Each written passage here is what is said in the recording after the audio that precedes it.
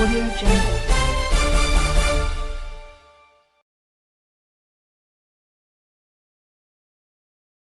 Both of them who are the nodal officers for this meet, and our senior journalists. To all the people who have accepted our request, I request our Honorable Vice Chancellor to start the press meet. Media మిత్రులందరికీ నమస్కారం. Welcome to press meet. Osmania university ఈ మధ్యకాలంలో అనేక జాతీయ అంతర్జాతీయ సెమినార్లు, conferences, workshops, symposiums conduct చేస్తున్నది. ముఖ్యంగా రూసా నిధులతో 107 కోట్ల రూపాయలను రూసా నిధులతో ఉస్మానియా యూనివర్సిటీ వివిధ ప్రోగ్రామ్స్ ద్వారా రకరకాల ఎక్స్చేంజ్ ప్రోగ్రామ్స్ కావచ్చు, తర్వాత కాన్ఫరెన్సెస్, వర్క్షాప్స్ కంటిన్యూస్గా కండక్ట్ చేస్తుంది. లాస్ట్ 3 monthsలో చూసుకున్నట్టయితే దాదాపు 50కి పైగా ప్రోగ్రామ్స్ కండక్ట్ చేయడం జరిగింది. మార్చి 31 వరకు కూడా ఇది జరుగుతుంది. ఆ తర్వాత కూడా ఈ ఫ్లో అనేది కంటిన్యూ అవుతుంది. అట్లాగే మీ అందరికీ తెలుసు, ఓయూకు సుప్రీంకోర్టు ప్రధాన న్యాయమూర్తి గారు వచ్చారు. ఆ తర్వాత మరో సందర్భంలో ఇస్రో చైర్మన్ కూడా వచ్చి విద్యార్థులకు మంచి మోటివేషనల్ స్పీచ్ ఇచ్చారు కాన్వకేషన్ సందర్భంగా. అతనికి గౌరవ డాక్టరేట్ కూడా ఇవ్వడం జరిగింది. అదేవిధంగా ముఖ్యమంత్రి గారు 2 సార్లు వచ్చి ఓయూకు 1000 కోట్ల అభివృద్ధి నిధులు కూడా మంజూరు చేయడం జరిగింది.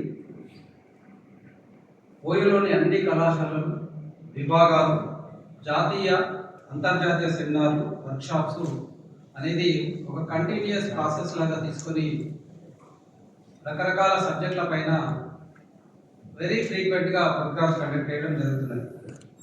ప్రస్తుతం ఉస్మానియా విశ్వవిద్యాలయం మరో మైల్ స్టోన్ను రికార్డ్ చేయబోతుంది.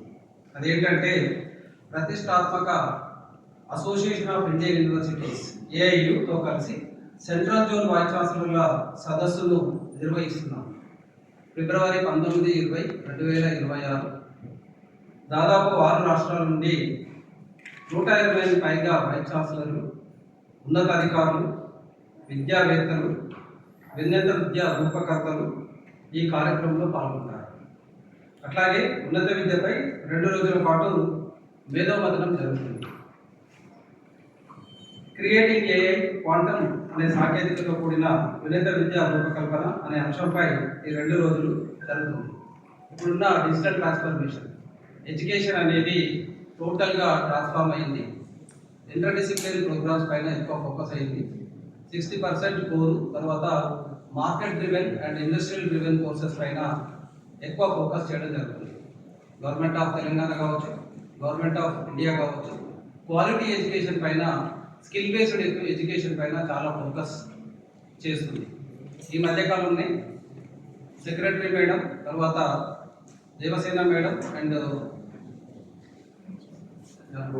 కేశవరావు గారు, తర్వాత సెక్రటరీ మేడం అందరూ కూడా ఒక ప్రోగ్రామ్ కండక్ట్ చేయడం జరిగింది ఉస్మానియా యూనివర్సిటీ. ఈ ప్రోగ్రామ్ ఏంటంటే ఉద్దేశం స్కిల్ బేస్డ్ ఎడ్యుకేషన్ ఏ విధంగా ఇంపార్ట్ చేయాలి, తర్వాత ఇంటర్న్షిప్స్ను ఏ విధంగా మనము స్టూడెంట్స్ అందరికీ కూడా అందించాలి, చదువులో భాగంగానే ఇది చేయాలనేది ఒక కాన్సెప్ట్తో ఒక పెద్ద మీటింగ్ పెట్టడం జరిగింది. దానికి అందరూ వైస్ ఛాన్సలర్స్, రిజిస్ట్రార్స్, ఒక 30 degree college principals, 10 polytechnic college ప్రిన్సిపల్స్తో పాటు వివిధ హై స్కూల్స్ నుండి కూడా రకరకాల హెడ్ మాస్టర్స్ వచ్చి ఈ సదస్సులో పాల్గొన్నారు. ఆ సదస్సు యొక్క ముఖ్య ఉద్దేశం ఏంటంటే ఇండస్ట్రీస్ను, తర్వాత అన్ని కాలేజెస్ను, అన్ని విద్యా సంస్థలు అంటే అటు డిగ్రీ కావచ్చు, ఇటు ప్రొఫెషనల్ కాలేజెస్ కావచ్చు, అటు స్కూల్స్ కావచ్చు, వీళ్ళందరూ కూడా ఏంటంటే ఒక ప్లాట్ఫామ్ అంటే ఎక్స్చేంజ్ ప్లాట్ఫామ్ లాగా ఉపయోగపడేటట్టుగా కొన్ని ప్లాన్స్ చేస్తున్నారు గవర్నమెంట్ ఆఫ్ తెలంగాణ కూడా. అందులో ఉస్మానియా యూనివర్సిటీ కూడా కీలక పాత్ర పోషిస్తుంది. మేము దాదాపు ఒక 30 డిగ్రీ కాలేజెస్ను అడాప్ట్ చేసుకుంటున్నాం. మా దగ్గర ఉన్న టెక్నాలజీ ట్రాన్స్ఫర్ కావచ్చు, తర్వాత ఫ్యాకల్టీ రిసోర్సెస్ను మేము షేర్ చేసుకోవడానికి రెడీ ఉన్నాం. సో అంతిమంగా ఏంటంటే తెలంగాణలో ఈ విద్య అనేది చాలా అంటే నాన్ రీచబుల్ ఏరియాస్కు కూడా రీచ్ అయ్యేటట్టుగా ప్లాన్ చేయడం అనేది గవర్నమెంట్ ఉద్దేశం. అందుకు ఉస్మానియా యూనివర్సిటీ కూడా ఫుల్గా సహకరిస్తుంది. ఈ పర్టికులర్ ఈ యొక్క కాన్ఫరెన్స్కు మన ఛాన్సలర్ రాష్ట్ర గవర్నర్ గారు శ్రీ జిష్ణుదేవ్ వర్మ గారు ముఖ్య అతిథిగా వస్తారు. ఈ సదస్సును ప్రారంభిస్తారు 19వ తారీఖు. ఆ తర్వాత ఈ వీక్లో సెంట్రల్ జోన్ పరిధిలోకి వచ్చే రాష్ట్రాలు ముఖ్యంగా తెలంగాణ, మహారాష్ట్ర, మధ్యప్రదేశ్, ఛత్తీస్గఢ్ అండ్ గుజరాత్ అండ్ గోవా నుంచి వైస్ ఛాన్సలర్లు వివిధ విద్యావేత్తలు వస్తారు. సో సుమారు 120 మంది ప్రతినిధులు వచ్చి ఈ యొక్క సమావేశంలో పాల్గొనడానికి రెడీగా ఉన్నారు. ముఖ్యంగా సదస్సు ఉద్దేశాలు ఏంటంటే ఉన్నత విద్యను బలోపేతం చేసే దిశగా ఈ సదస్సు ప్రధానంగా 4 అంశాలపై దృష్టి సారిస్తున్నాం. ఒకటైతే మొదటిది నైతికతో కూడిన పాలన, ఎథికల్ గవర్నెన్స్. దీనిపైన కూడా ఒక డిస్కషన్ ఉంది, దీనిపైన కూడా ఫోకస్ ఉంది. రెండవది ఏంటంటే ఆర్టిఫిషియల్ ఇంటెలిజెన్స్. ఇప్పుడు ప్రతి వాళ్ళు ఏఐ అని మాట్లాడుతున్నారు. 1 ఇయర్ బాబు నుండి 90 ఇయర్స్ జెంటిల్మెన్ వరకు కూడా ఏఐ అనేది ఒక క్యాచ్ వర్డ్ అయింది. కాబట్టి ఈ ఏఐ యొక్క అడ్వాంటేజ్, డిసడ్వాంటేజ్ రెండు ఉన్నాయి. ఈ ఏఐ పైన ఎంతవరకు మనం ఆధారపడవచ్చు, ఏఐ యొక్క బాధ్యత ఏంటి, వాటి వినియోగం ఏంటి, ప్రోస్ అండ్ కాన్స్ పైన కూడా చాలా వరకు డిస్కషన్ ఉంది. ఎందుకంటే డిజిటల్ ఎడ్యుకేషన్ అనేది రానున్న రోజుల్లో ఒక ప్రధాన అంశంగా మారనుంది భారతదేశంలో, ప్రపంచవ్యాప్తంగా కూడా. కాబట్టి ఈ డిజిటల్ ఎడ్యుకేషన్ ఏ విధంగా ముందుకు తీసుకెళ్లాలనే పైన dos and don'ts and pros and cons పైన రకరకాలుగా చర్చించడం జరుగుతుంది. అట్లాగే మూడవ ఐటమ్ ఏంటంటే ఉన్నత విద్యలో విధాన సంస్కరణ, అంటే పాలసీ మ్యాటర్స్, ఏ విధంగా సంస్కరణ తీసుకురావాలి, ఈ మారుతున్న రోజులకు అనుగుణంగా, డిజిటల్ ట్రాన్స్ఫర్మేషన్కి అనుగుణంగా, డిజిటల్ విద్యకు అనుగుణంగా ఎలాంటి సంస్థలు కావాలనే దానిపై చర్చ జరుగుతుంది. నాలుగో అంశం ఏంటంటే విశ్వవిద్యాలయాల మధ్య పరస్పర సహకారం. ఈ విశ్వవిద్యాలయాలు ఇండిపెండెంట్గా గ్రో కావడం కంటే కూడా మ్యూచువల్ కోఆపరేషన్తో వాళ్ళ దగ్గర ఉన్న హ్యూమన్ రిసోర్స్ను, ఆ తర్వాత ఇన్ఫ్రాస్ట్రక్చర్ను, మిషనరీని వేరే యూనివర్సిటీకి కూడా అలో చేసేటట్టు, వేరే ఇన్స్టిట్యూషన్స్ని కొన్ని అడాప్ట్ చేసుకొని మెంటరింగ్ చేసేటట్టుగా వాటిపైన కూడా కొంత డిస్కషన్ జరుగుతుంది. ఈ 4 అంశాలపైన అర్థవంతమైన చర్చ జరుగుతుంది. అట్లాగే సమావేశం యొక్క ముఖ్య ఉద్దేశం విశ్వవిద్యాలయం మధ్య సంస్థాగత సహకారాన్ని పెంపొందించడం, పాలనా ప్రమాణాలను మెరుగుపరచడం, జవాబుదారీతనంతో కూడిన సాంకేతికతను ప్రోత్సహించడం. బికాస్ ద ఆర్టిఫిషియల్ ఇంటెలిజెన్స్ తీసుకున్నట్టయితే దట్స్ రెస్పాన్సిబిలిటీగా దాన్ని ముందుకు తీసుకెళ్లడం అనేది చాలా చాలా అవసరం.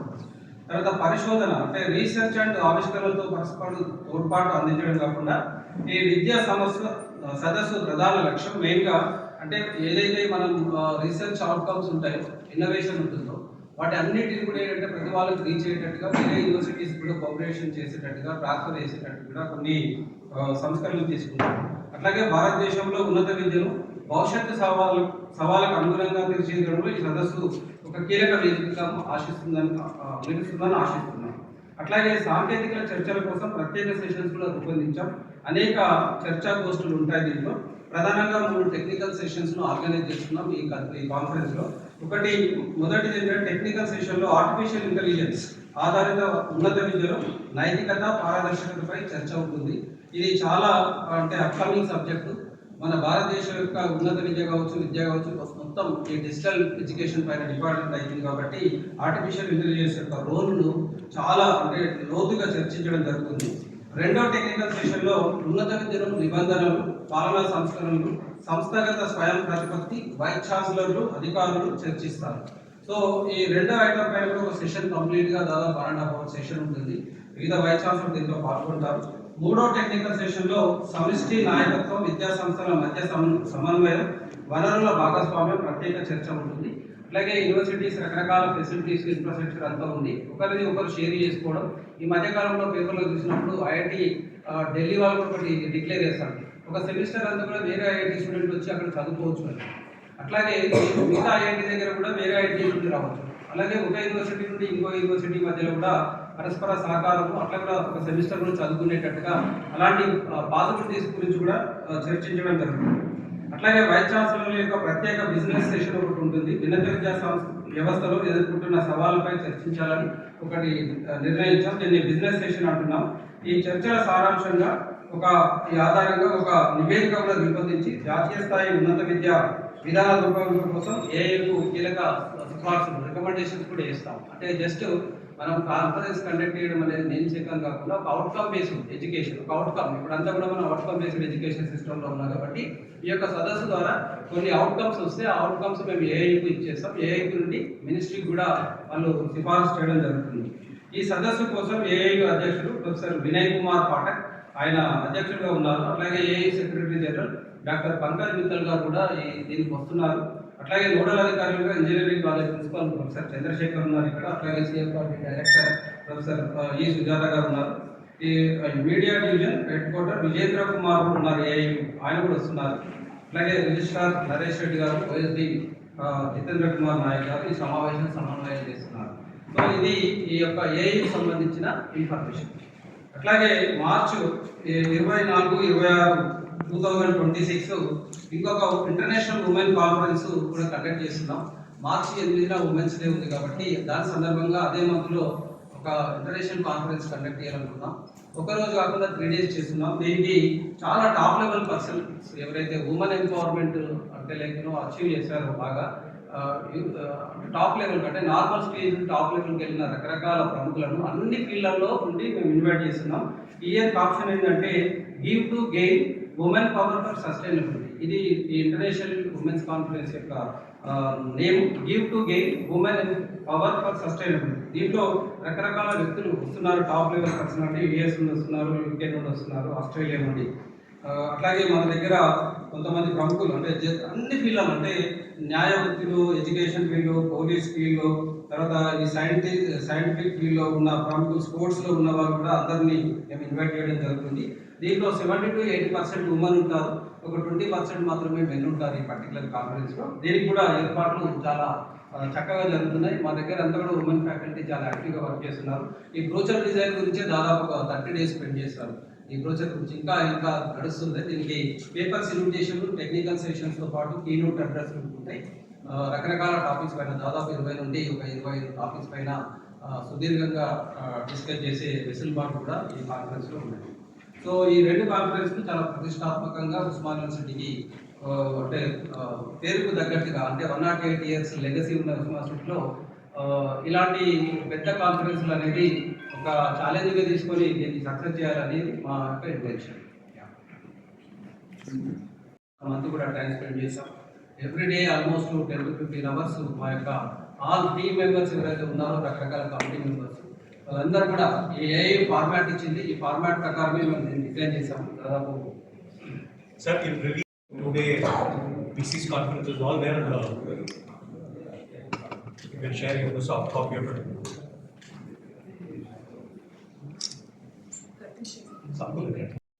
టాటా రేసెస్ కూడా మీడియా మిత్రులు అందరూ కూడా వచ్చి మన దగ్గర జరుగుతున్న ఈ ప్రోగ్రామ్ను మంచిగా అంటే మన స్టేట్కే ఇది ఒక అంటే లైక్ ఒక ప్రతిష్టాత్మకమైన ఇది ఇచ్చారు కాబట్టి మనం దీన్ని హైలైట్ చేసి మన దగ్గర ఉన్న కార్యక్రమాలు కూడా బయట ప్రపంచానికి అందించాల్సిన అవసరం మీడియా మిత్రులు అందరిపైన ఉన్నది. సో కాబట్టి మీ అందరి సహకారం నాకు అవసరం. కటన్ రేసింగ్ కూడా అందరూ కూడా రావాలని నేను మీ అందరికీ కోరుకుంటున్నాను. Thank you. This two-day BC's conference, kindly limit your questions to that and clarifications will be provided by the organizers. Anyone? Central zone లో దాదాపు ఈ 6 స్టేట్స్ ఉన్నాయి కదా, ఈ 6 స్టేట్స్ లో ప్రైవేట్ గవర్నమెంట్ అందరూ వస్తున్నాయి. ఎడ్యుకేషన్ అనేది కామన్, ఎందుకంటే we cannot restrict because education అనేది ఓపెన్ అప్ అయిపోయింది. అంటే మెజారిటీ గవర్నమెంట్ వస్తున్నారు, కొంత పర్సెంటేజ్ ప్రైవేట్ కూడా వస్తున్నారు. హైదరాబాద్ సరౌండింగ్స్ లో ఉన్న వాళ్ళు అంటే ఏఐతోని రిజిస్ట్రేషన్ ఉన్న ఏదైతే యూనివర్సిటీస్ ఉంటాయో వాళ్ళందరినీ కూడా ఇన్వైట్ చేయడం జరిగింది. వాళ్ళే ఇన్వైట్ చేస్తారు. అంటే అసోసియేషన్ ఆఫ్ ఇండియన్ యూనివర్సిటీస్ లో రిజిస్ట్రేషన్ అయిన యూనివర్సిటీస్ ఏదైతే ఉంటాయో వాళ్ళే ఇన్వైట్ చేస్తారు. వాళ్ళందరూ రిజిస్ట్రేషన్ అంతా వాళ్ళ ద్వారా జరుగుతుంది. ఇదంతా ప్లానింగ్ లేకపోతే మాడిఫై చేయడం కోసమా, ఏ తీసుకురావడం ఎట్లా ప్లానింగ్ ఏంటండి? సార్ ఇది కంట్రీలో ఒక రకంగా ఉంది ఏ గవర్నమెంట్. దానికంటే ముందు సార్ ఇప్పుడు మీరు సెకండ్ పేజ్ లో ఒకసారి బ్రోచర్ చూసినట్లయితే ఏఐ అఫిలియేటెడ్ యూనివర్సిటీస్ అంటారు సెంట్రల్ జోన్ అన్నారు. మధ్యప్రదేశ్ నంబర్ ఆఫ్ యూనివర్సిటీస్ దీంట్లో 74, తెలంగాణ 37, అట్లా మొత్తం 196 యూనివర్సిటీస్ ఉన్నాయి నంబర్ ఆఫ్ యూనివర్సిటీస్. సో దాంట్లో ప్రైవేట్ యూనివర్సిటీస్ మీరు లాస్ట్ కాలం చూసినట్టయితే 78 ఉంటాయి. సో అట్లా అందులో కొంత అంటే వాళ్ళ ఇంట్రెస్ట్ బట్టి ఉంటుంది. మనం అందరినీ అటెండ్ కావాలని చెప్పలేము, కానీ ఏఐలో రిజిస్ట్రేషన్ చేసిన యూనివర్సిటీస్ మాత్రం వస్తున్నారు. దాంట్లో కొంత షేరు పబ్లిక్ ఉన్నది, కొంత షేరు ప్రైవేట్ ఉన్నది. ఎడ్యుకేషన్ అంటే ఇట్స్ ఏ కాంబినేషన్. ఇప్పుడు మనం పబ్లిక్ ప్రైవేట్ అని చూడలేము. ఎడ్యుకేషన్ అంటే ఎడ్యుకేషన్. సార్ చెప్పండి, మీ క్వశ్చన్ ఏంటి చెప్పండి. Durga Prasad sir. Creating a and quantum enabled higher education అంటే రానున్న రోజులలో ఎడ్యుకేషన్ లో ఏ యొక్క రోల్ ఎలా ఉండబోతుంది అనే దానిపైన చర్చ.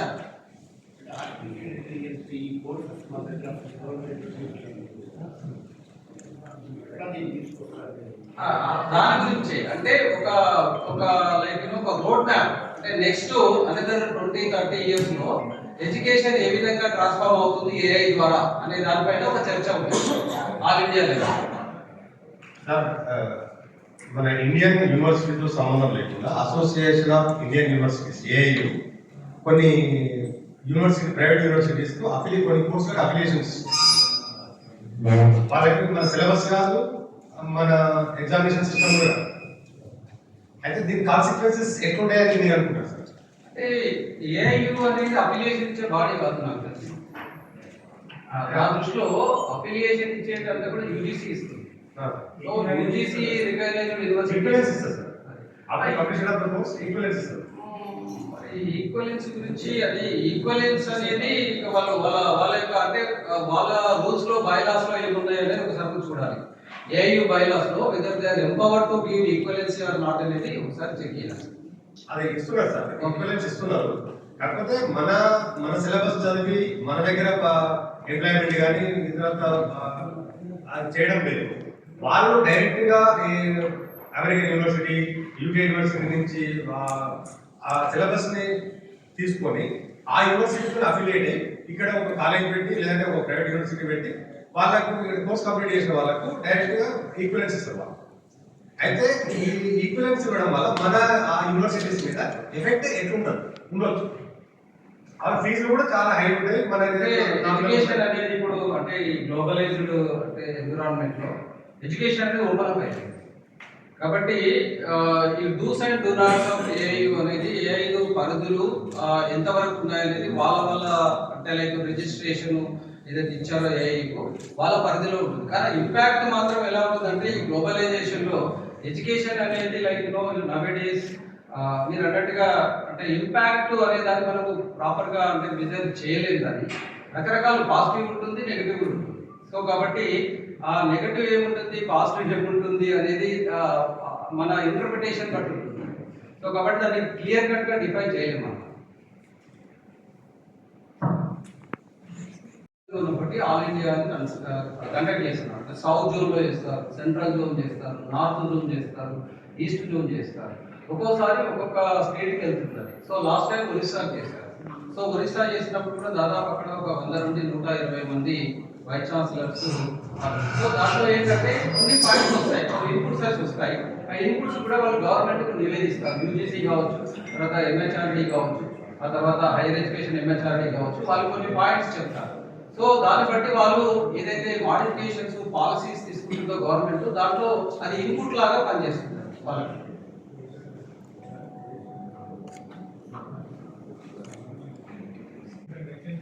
ఉన్నది కార్డు ఉన్నది. అయితే ఈ ఫార్మాట్ మనం విన్నాను. ఈ ఫార్మాట్ ఇచ్చిందంటే ఏ వాళ్ళు ఇస్తారు, ఇదంతా కూడా ఏ వాళ్ళు ఇస్తారు. అయితే మేడం ఆ రోజు అవైలబిలిటీ లేదని చెప్పి చెప్పారు. అంటే ఉంటే మాత్రం ఖచ్చితంగా రమ్మని చెప్పేసి మేము ఇన్విటేషన్ కార్డులో ఉన్నది లేదు మేడం. ఎడ్యుకేషన్ డిపార్ట్మెంట్ సంబంధించిన ఆఫీసర్స్ ఎవరైతే అందరికీ ఇన్విటేషన్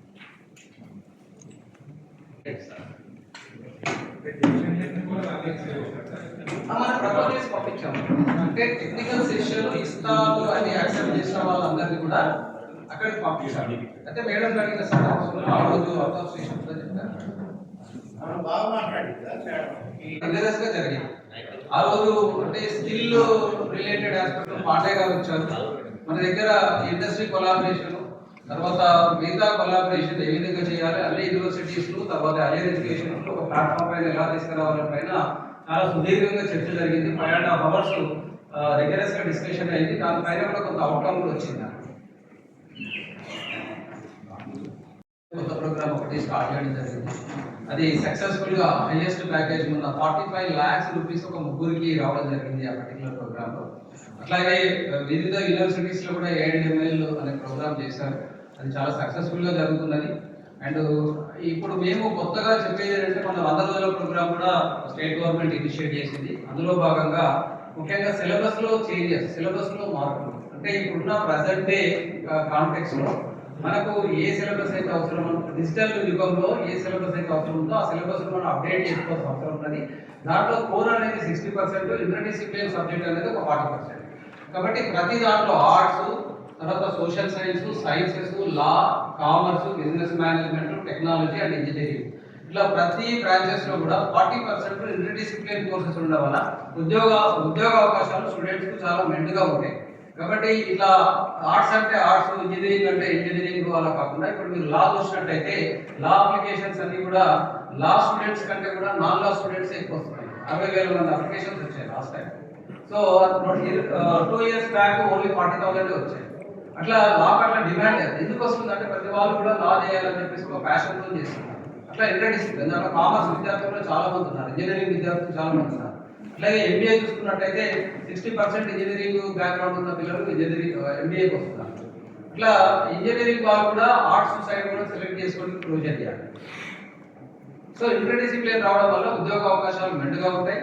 ఆ తర్వాత దాంతో పాటు వాళ్ళు ఒక ఎక్స్పర్టీస్ అనేది పెంపొందించుకుంటారు. ఏదైనా ఫీల్డ్స్ చూస్ చేసుకోవచ్చు. ఓన్లీ కోర్ సబ్జెక్టులనే చేయాలని వాళ్ళు ఈ రోజు మీరు జాబ్స్ అన్ని చూసినట్లయితే కోర్ లో మాత్రం చాలా తక్కువ ఉన్నారు, ఇంటర్ డిసిప్లిన్ లో ఎక్కున్నారు. చదివింది ఒకటి, స్థిరపడ్డది ఒకటి. కాబట్టి ఎడ్యుకేషన్ అనేది మినిమం లెవెల్ వరకు ఉండాలి. తర్వాత స్కిల్స్ ఉండాలి. స్కిల్స్ ఉంటే ఆబ్వియస్ గా ఎక్కడైనా వాళ్ళకి ఉద్యోగం రావడానికి ఛాన్స్ ఉంది. మరి ఫ్యాకల్టీ సార్ వాళ్ళకి కూడా ట్రైనింగ్ కావాలి. డెఫినెట్లీ ఫ్యాకల్టీ డెవలప్మెంట్ ప్రోగ్రామ్స్ కూడా ఇందులో భాగంగా మాకు 100 days ప్రోగ్రామ్ లో ఫ్యాకల్టీని, మా దగ్గర ఉన్న faculty development programmes higher education institutions కు కూడా మేము పంపిస్తాం. దానికి ఇన్స్టిట్యూషన్ కూడా స్పాన్సర్ చేస్తుంది. అట్లాగే వేరే డిగ్రీ కాలేజ్ కావచ్చు, పాలిటెక్నిక్ లెక్చరర్స్ కావచ్చు, వాళ్ళకు కూడా మా దగ్గర ట్రైనింగ్ ఇస్తాము, మెంటర్షిప్ చేస్తాము, మా దగ్గర ఉన్న ల్యాబ్స్ కూడా షేర్ చేస్తాము. ఇలా ఎక్స్చేంజ్ ప్రోగ్రామ్స్ కూడా జరుగుతుంది. సో ఫ్యాకల్టీ డెవలప్మెంట్ అనేది టాప్ మోస్ట్ ప్రియారిటీ. అందులో భాగంగా మేము రూసాలో కూడా ఎవరైతే బయటకు వెళ్ళాలని ఫారెన్ యూనివర్సిటీస్కి వెళ్ళి అప్డేట్ చేసుకోవాలి అనుకుంటే వాళ్ళకు కూడా మేము ప్రొవిజన్ ఇచ్చాము రూసా. తర్వాత స్టూడెంట్స్ కూడా ఈసారి ఇంట్రొడ్యూస్ చేసాము. ఏంటంటే మాకు హెచ్ఎండిఏ వాళ్ళు స్పాన్సర్ చేస్తారు 5 crores రూపీస్. ఈ ఫారెన్ వెళ్ళాలనుకుని ఫారెన్ లో అంటే ఎక్స్చేంజ్ ప్రోగ్రామ్స్ లైక్ రీసెర్చ్ లో కావచ్చు, తర్వాత అప్గ్రేడ్ చేసుకోవడం కావచ్చు, ముఖ్యంగా పీజీ విద్యార్థులు, పిహెచ్డి విద్యార్థులు ఎవరికైతే ఆసక్తి ఉంటుందో టాప్ 500 QS వరల్డ్ ర్యాంకింగ్ ఉన్న యూనివర్సిటీస్ నుండి ఆఫర్ లెటర్ వస్తే వాళ్ళకు మాక్సిమం 3 lakhs రూపీస్ కూడా ఇస్తాం. అట్లాగే మినిమం అమౌంట్ ఏదైతే మాక్సిమం 3 lakhs, అదర్వైజ్ యాక్షన్ వస్తుంది. అది సో ఆ విధంగా మన స్కీమ్స్ కూడా 16 మందికి సంవత్సరానికి కూడా మేము స్పాన్సర్ చేస్తాం. పిహెచ్డి కావచ్చు, అతను పీజీ కావచ్చు. సో ఈ విషయంలో యూనివర్సిటీ కొంత మెరుగైన నిర్ణయాలు తీసుకుంటుంది. స్టూడెంట్ సెంట్రిక్ ఎడ్యుకేషన్ లాగా మేము కన్వర్ట్ చేస్తున్నాము. Because universities are meant for the students and ultimately students should get benefit out of it. Syllabus change కావచ్చు, మిగతా ఎలాంటి పాలసీ డిసిషన్స్ అయినా కానీ స్టూడెంట్ సెంట్రిక్ ఉండాలి, స్టూడెంట్ ఫ్రెండ్లీ ఉండాలి. తర్వాత at the same time quality and skills అనేది top priority. కాబట్టి వాళ్ళ ఉద్యోగ అవకాశాలు కావచ్చు, లైఫ్ లో స్థిరపడేటట్టు ఉండాలి. ఒకసారి డిగ్రీ తీసుకొని డిగ్రీ అనేది ఒక పేపర్ మాత్రమే, కానీ స్కిల్స్ లేకుండా డిగ్రీ తీసుకోవడం వల్ల పిల్లలకు ఎలాంటి భవిష్యత్తు ఉండదు. సో కాబట్టి మేము కొంత స్కిల్స్ ని ఇంపార్ట్ చేయాలనే ఇంటెన్షన్ తోని ఇవన్నీ చేయడం జరుగుతుంది.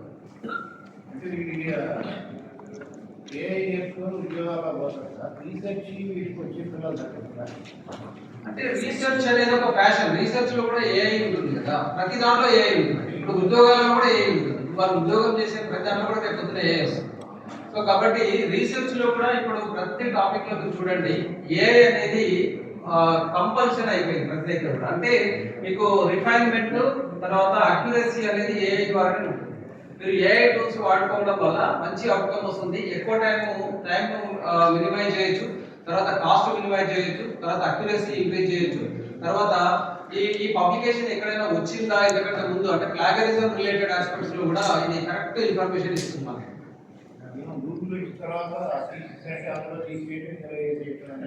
అలా అంటే మీరు అది ఒకటి ఏంటంటే స్టూడెంట్ కు ప్యాషన్ ఉన్న రోజులు అలాంటి ప్రాబ్లమ్స్ అంటే ఉండవు. ఒకవేళ ప్యాషన్ లేకుండా నాకు పేపర్ కావాలి డిగ్రీ అనుకున్నప్పుడే ఇవన్నీ ఉంటాయి. కాబట్టి స్టూడెంట్ అనేవాడు డెడికేటివ్ గా చేసుకున్నట్టయితే అతనికి మంచి పబ్లికేషన్స్ వస్తాయి, మంచి రిప్యుటేషన్ వస్తుంది. నిన్నటి వరకు అతను ఏందో తెలియని వ్యక్తికి మంచి రీసెర్చ్ ద్వారా మంచి publication Q1, Q2, Q3 journals లో కనుక పబ్లిష్ చేసినట్లయితే అతని యొక్క పేరు ప్రపంచ వ్యాప్తంగా ఎన్ని లైబ్రరీస్ ఉంటాయో అన్ని లైబ్రరీస్ లో అతని పేరు ఉంటుంది. నిన్నటి వరకు ఆయన ఎవరో తెలియదు, కానీ ఒక్కసారి ఒక 2 పేపర్స్ పబ్లిష్ చేస్తే ప్రపంచంలో ఒక మేటి రీసెర్చర్ అనే పేరు ఉంటుంది. అతని క్రెడెన్షియల్స్ కానీ అతని యొక్క వాల్యూ కానీ టాప్ లెవెల్ కి ఇంక్రీజ్ అవుతుంది. IPR ఇప్పుడు ప్రాసెస్ లో ఉంది, అది కన్సల్టెంట్స్ డిసైడ్ చేసే ఇదిలో ఉంది, అది వర్క్ నడుస్తుంది. ఏదైతే 18 ఐటమ్స్ వాళ్ళు డిస్ప్లే చేశారో దానిపైన కూడా రిగరస్ గా ఇంకో 1 మంత్ లోపల దీనిపైన ఒక కంప్లీషన్ రానికి ఉంటుంది. ఆ తర్వాత టెండర్స్ వెళ్ళి ఫౌండేషన్స్ అన్ని స్టార్ట్ అయ్యాయి. 3 మంత్స్ లోపల అంటే టెండర్స్ ప్రాసెస్ అయిపోయిందంటే అన్ని ఫౌండేషన్ స్టోన్స్ కూడా వేస్తారు. దీనిపైన ఒక మీటింగ్ ఉంది, షార్ట్ ఒక రివ్యూ మీటింగ్ ఉన్నది. ఆ మీటింగ్ లో ఇంకొన్ని వివరాలు వస్తాయి. రిజిస్ట్రార్ హరీష్ రెడ్డి గారు, రోజుకి జితేంద్ర నాయక్ గారు, నోడల్ ఆఫీసర్స్ గా వ్యవహరిస్తున్నటువంటి professor Chandrasekhar sir and Sujatha madam and also sorry ఇంకో విషయం కూడా ఏంటంటే ఉస్మానియా యూనివర్సిటీ అంటే మాకు NAC లో కావచ్చు, తర్వాత NIRF లో కావచ్చు, స్టేట్ యూనివర్సిటీస్ లో మనకు మంచి ర్యాంకింగ్ ఉన్నది. ముఖ్యంగా మన లాస్ట్ టైం 53 ర్యాంక్ రావడం, అట్లాగే NIT వరంగల్ లాంటి ప్రతిష్టాత్మక ఇన్స్టిట్యూషన్ కూడా మనం క్రాస్ చేసి ముందుకు వచ్చాము. అట్లాగే ముందుకెళ్తున్నాం. చాలా సందర్భాలలో NAC వాళ్ళు కూడా ఏంటంటే స్టూడెంట్ సెంట్రిక్ ఫెసిలిటీస్ కావచ్చు, స్కాలర్షిప్స్ కావచ్చు ఇంట్రడ్యూస్ చేయాలని చెప్పేసి కూడా చాలా గైడ్ లైన్స్ లో ఉన్నాయి. అందులో భాగంగానే మేము ఈసారి 200 PhD స్కాలర్షిప్స్, ఎవరైతే నాన్-నెట్ స్కాలర్షిప్ రాదో వాళ్ళందరికీ కూడా 200 స్కాలర్షిప్స్ నెలకు 5,000 చొప్పున 4 సంవత్సరాలు ఇస్తున్నాం మేము. ఇది కంటిన్యూస్ గా ఇన్స్టిట్యూషన్ స్కాలర్షిప్ కింద వస్తున్నది. సో మినిమం లెవెల్లో ఇవ్వాలి స్టూడెంట్ కు. ఎవరైతే నెట్ స్టూడెంట్స్ ఆల్మోస్ట్ 45,000 వరకు వస్తుంది. కాబట్టి వీళ్ళకు మినిమం ప్రోత్సాహం ఇచ్చి రెగ్యులర్ స్కాలర్స్ ని ఎక్కువ అట్రాక్ట్ చేయాలనే ఉద్దేశంతో ఇప్పుడు ఒక 40-60 ఉన్నది రేషియో. సో ఇంకొంచెం పెంచాలనే ఉద్దేశంతో రెగ్యులర్ స్కాలర్స్ ఎక్కువ ఉంటే రీసెర్చ్ బాగా జరుగుతుంది, మనకు గ్రేడింగ్ అక్రిడేషన్స్ కూడా మంచిగా వస్తాయి, యూనివర్సిటీ ప్రోగ్రెస్ అవుతుంది, మన స్టూడెంట్స్ కూడా మంచి ఉజ్వల భవిష్యత్తు ఉంటుందనే ఉద్దేశంతో ఒక 5,000 రూపీస్ పర్ మంత్ లాగా 4 సంవత్సరాలు 200 మందికి మేము ఎవ్రీ ఇయర్ ఇవ్వాలని అనుకుంటున్నాం. ఒక 4 సంవత్సరాల్లో 800 మందికి కూడా ఇస్తాము. నెక్స్ట్ ఇయర్ అంటే 25-26 200, 26-27 200, 27-28 200, అట్లా మొత్తం 4 సంవత్సరాల్లో హైయెస్ట్ 800 మందికి ఇన్స్టిట్యూషన్ స్కాలర్షిప్ ఇవ్వడం జరుగుతుంది. దీనికి కొంత సెక్యూరిటీ కాలేజెస్ వాళ్ళు కూడా కొంత సహకారం ఇస్తున్నారు. తర్వాత ఈ మధ్య ఉస్మానియా యూనివర్సిటీ మేము government of India bureau of Indian standards వాళ్ళు, సో జనరల్ గా ఈ అక్రిడేషన్ ఏదైతే ISO సర్టిఫికేషన్ ఇస్తుందో మేము ప్రైవేట్ సంస్థలకు వెళ్లకుండా ఈ bureau of Indian standards government వాళ్ళకి మేము ఇచ్చాము. మీ ISO సర్టిఫికేషన్ గురించి ఆడిట్ చేయించేసి ఆ ఆడిట్ లో మాకు అన్ని కూడా రీసెంట్ గానే ఒక 4-5 డేస్ ఆడిటింగ్ కూడా జరిగింది. ఆడిట్ యొక్క రిజల్ట్స్ ఇంకో 1 వీక్ లోపల చేస్తారు. నాకు తెలిసి వాళ్ళు చెప్పే ఇన్ఫర్మేషన్ ప్రకారం Osmania university state university government university first time ISO certificate through ఈ గవర్నమెంట్ ఏజెన్సీ ద్వారా రావడం అనేది హిస్టరీలో ఫస్ట్ టైం. నార్మల్ గా ఈ యొక్క లైక్ అదర్ ఇన్స్టిట్యూషన్స్ ప్రైవేట్ కొన్ని ఇన్స్టిట్యూషన్స్ మాత్రమే ఇట్లా వచ్చింది, కానీ ఒక పబ్లిక్ యూనివర్సిటీ గవర్నమెంట్ ద్వారా ఈ యొక్క ISO ఆడిటింగ్ జరగడం అనేది ఫస్ట్ టైం. ఇంకో 1 వీక్ లోపల ఆ సర్టిఫికెట్స్ వస్తాయి. ఒక ఫంక్షన్ కూడా కండక్ట్ చేస్తాం, మీరందరూ కూడా ఆ రోజు మళ్ళీ రావాలని కోరుకుంటున్నాను. దాని రిజల్ట్ ఇంకో 1 వీక్ లోపల వస్తుంది. ఆ సర్టిఫికెట్స్ ఒక 3-4 వెరైటీ ఆఫ్ కాంబినేషన్ లో ఉన్నాయి. అవి ఒకటి ఎన్విరాన్మెంటల్ అని, తర్వాత ఇంకా రకరకాల academics, good quality academics, good administration, అట్లా రకరకాల ఆస్పెక్ట్ లో వాళ్ళు ఆడిటింగ్ చేస్తారు 5 డేస్. ఈ 1 వీక్ లోపల ఒక సర్టిఫికేట్ వస్తుంది. ఒక ఫంక్షన్ అది ఇక్కడే కండక్ట్ చేస్తాము. అక్కడ ఢిల్లీ నుండి కూడా గవర్నమెంట్ ఆఫీసర్స్ వస్తారు, వాళ్ళ DG కూడా వస్తాడు. వచ్చిన తర్వాత మీడియా సమక్షంలో మన ఫ్యాకల్టీ అందరూ అడ్మినిస్ట్రేషన్ సమక్షంలో ఫంక్షన్ జరుపుకోవడం జరుగుతుంది. బీజీ గారు ఈ మధ్య యోగిత మేడం కౌన్సిల్ మీటింగ్ పెట్టినప్పుడు రీసెంట్ ఎడ్యుకేషన్ డిపార్ట్మెంట్ కోఆర్డినేషన్ లేదు, కన్సల్టెన్సీ పెడుతున్నాము అని నాకు తెలిసి ఇప్పుడైతే మంచి కోఆర్డినేషన్ ఉందండి, ఉన్నది కాబట్టి అవన్నీ ప్రోగ్రామ్స్ నడుస్తున్నాయి. మొన్న కూడా మా దగ్గర పెట్టాము ఆ ప్రోగ్రామ్స్, అంటే లైక్ 130 మెంబర్స్ వచ్చారు, అందరు VCలు చైర్మన్ గారు కూడా వచ్చారు. ఇప్పుడు మేడం తర్వాత దేవసేన అందరూ కూడా మంచి కోఆర్డినేషన్ తోని పర్సనల్ గా ఏమున్నా కానీ ఇన్స్టిట్యూషన్ గా అంటే ఒక ఎడ్యుకేషన్ అనేది తెలంగాణలో మంచిగా ఇంపార్ట్ చేయాలి, స్కిల్స్ క్వాలిటీ పెంచాలనే ఉద్దేశంతో అందరూ ఒక తాటిపై వచ్చారు. నాకు తెలిసి.